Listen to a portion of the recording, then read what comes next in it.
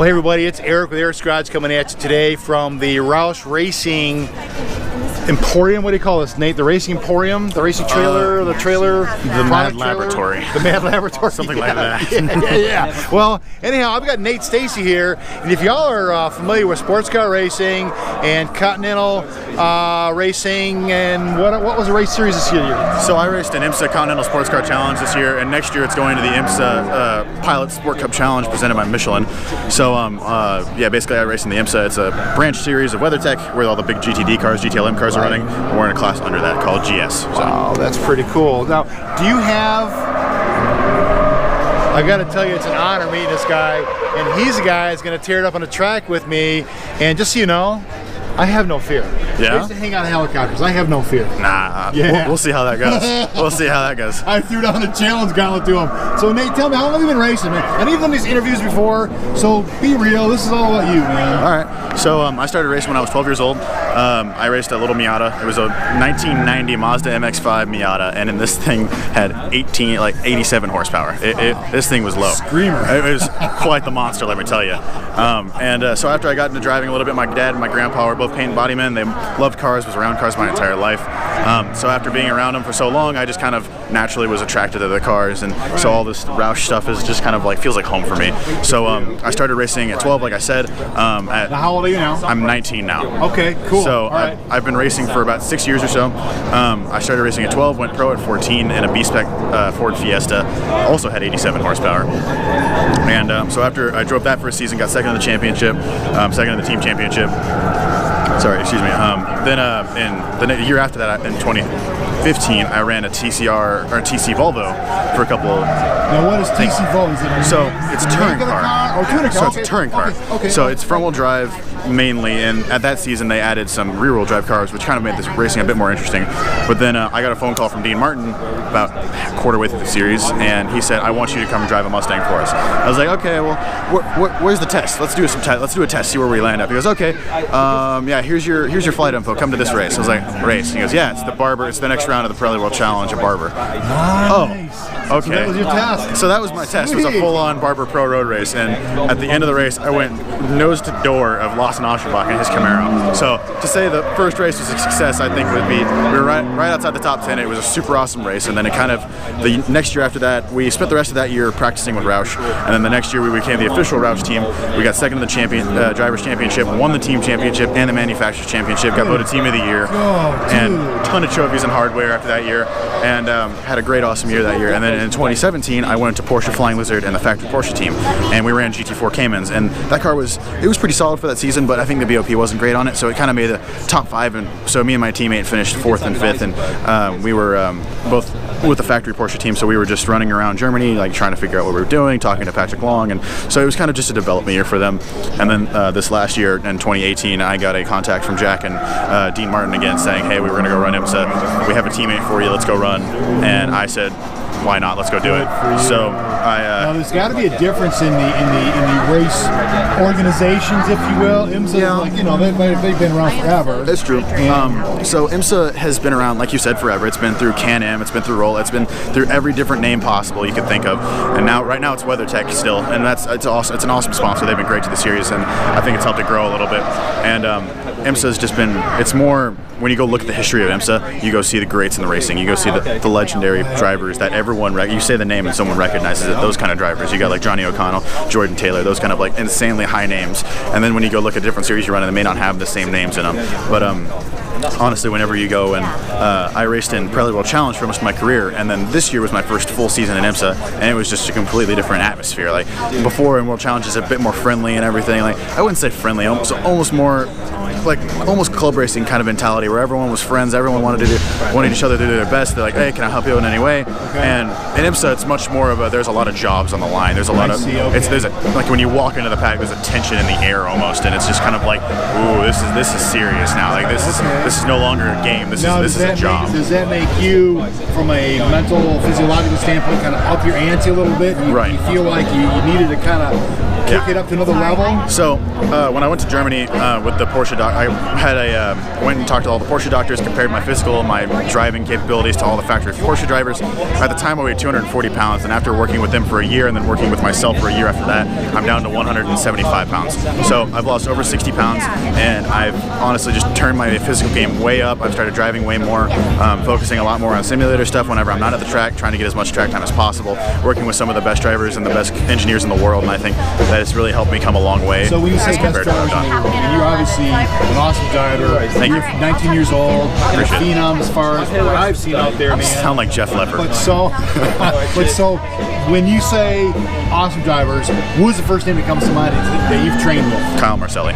Really? Yeah, Kyle Marcelli, Rob Holland. I've worked with Dean Martin, Jack Roush Jr., and I've worked with some phenomenal race car drivers. And honestly, to say I've worked with people like you. I mean, everyone's heard of Darren Law, right?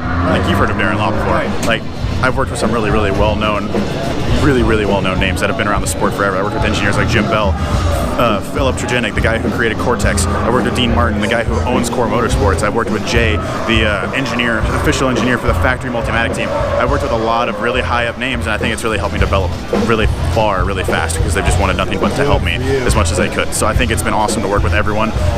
Everyone's been awesome to me helping getting my career going. I think that brings up a question. Yeah. I mean, I know racing is based upon what have you done for me last year. It's like success. Yeah, exactly. How well have you done this year? Obviously, you had some success stories here. Yeah. When you get a contract with a team such as Roush, is it a one-year gig, one-season gig, or do you have multiple seasons? It just depends. How does it work? It really depends. So this year, the way I talked to Roush was, all right, we're going to do this season. We need you to commit to it. And I said, okay. And they're like, we take precedent over anything. So if there's a conflict, you have to pick us. I said, that's more than fair. And then there was a clause that we could come back for a next season, and after finishing second in the championship this year in the team and the drivers and winning the manufacturers for Ford, having 3 wins on the season, 5 podiums, Roush came back and said, 3 wins are you and 5 podiums are you. So for the team, okay, just on the 60 car. So I drive the Roush 60 car, the Scudo Mustang. Our teammate, it was me and Kyle Marcelli in the 60, and it was Jack Roush Jr., Joey Atterbury in the 59 car. Our car did really well this year. The 59 car had a bit of a struggle. Every once in a while had some pit stop hiccups, but overall they're going to come back again really strong next year with Jack Roush Jr. and a couple other drivers to be determined. So we're kind of keeping that on the ropes to a little bit of excitement, along with the liveries. We don't know what we're doing yet, but it's going to be epic with some new awesome potential sponsors coming in, maybe some game-changing stuff that might even boost Roush. I think Roush is already one of the biggest names here. Do you know what your schedule looks like next year as far as venues are going to and how many races? It's 10 weekends. It's got Daytona, it's got Virginia, it's got Canada, it's got Sebring, it's got all the big giant names ending at Laguna Seca at the end of the year, and then going to Road Atlanta. So it's got huge names on the title. We're going to the same tracks we did last year, same drivers. We're bringing back some of the old champions. The previous defending champions are coming back. Me and Kyle are coming back. We finished second in the championship, like I said. So we're really hungry for what we're going to get, and then we're looking for, obviously, just to go out and win. Good for you. Now, do you have any downtime? I mean, obviously this is casual time for you, but not at all. Not good for you. So yes, you just like every day. Yeah. So obviously you have to have a weekend here, weekend there. To not many though. We have like 5 or 6 weekends a year that we're not doing anything. 5 or 6 or so, and honestly, but I love my job. I love doing this, traveling around, being with Roush, representing Roush, like at SEMA events or driving events, drifting around, having fun, just showing off the Roush brand and what we've developed and made. I love doing that.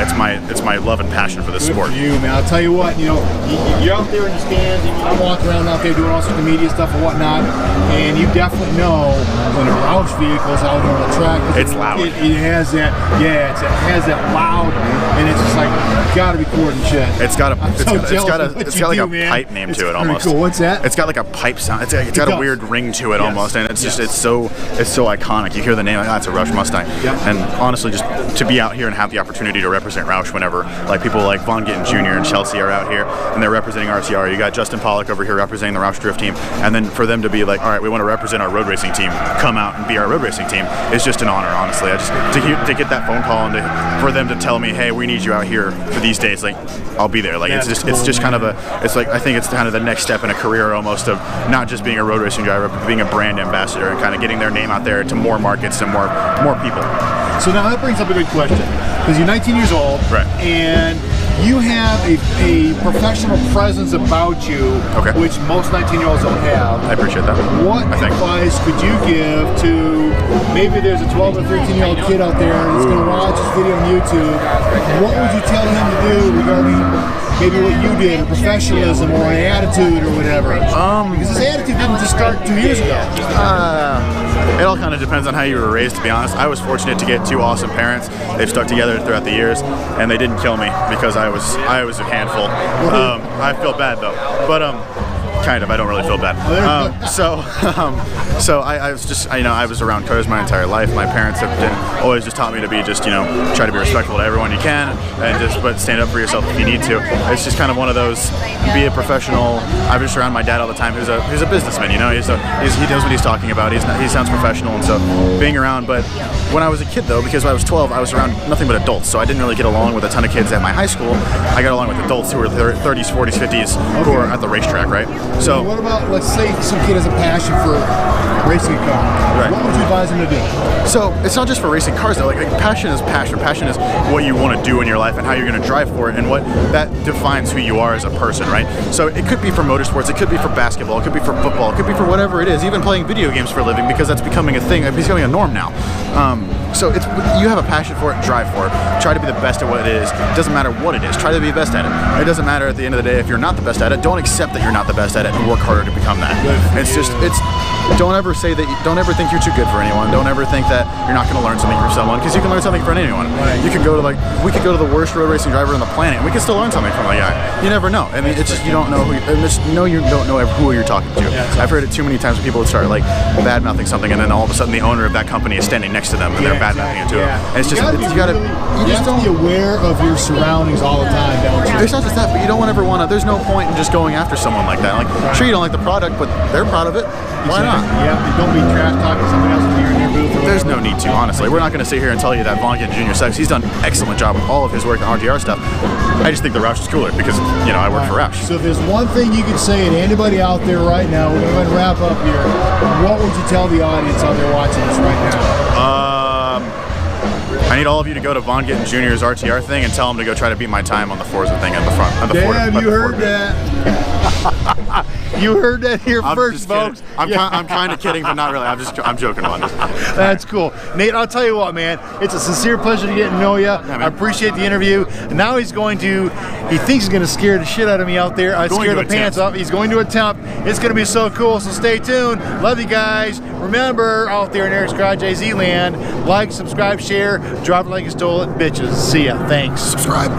Thanks, man. Right on, dude.